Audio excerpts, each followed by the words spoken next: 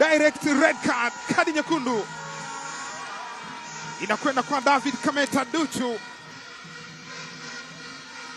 ambaye aliruka juu na David Kameta.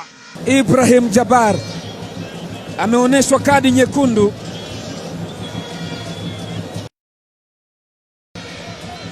Anacholalamika kwamba Jabbar alimpiga na kiwiko. Wamemind kweli kweli kwamba amempiga na kiwiko. Kadi nyekundu, kadi nyekundu, hapana shaka inakwenda kwa Anthony Mligo. Naam, kadi nyekundu ya 3 kwa Simba msimu huu.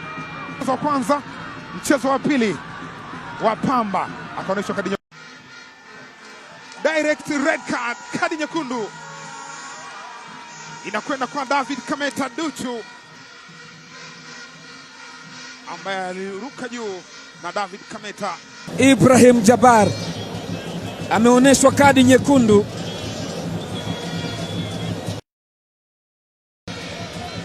Anacholalamika kwamba Jabbar alimpiga na kiwiko. Wamemind kweli kweli kwamba amempiga na kiwiko.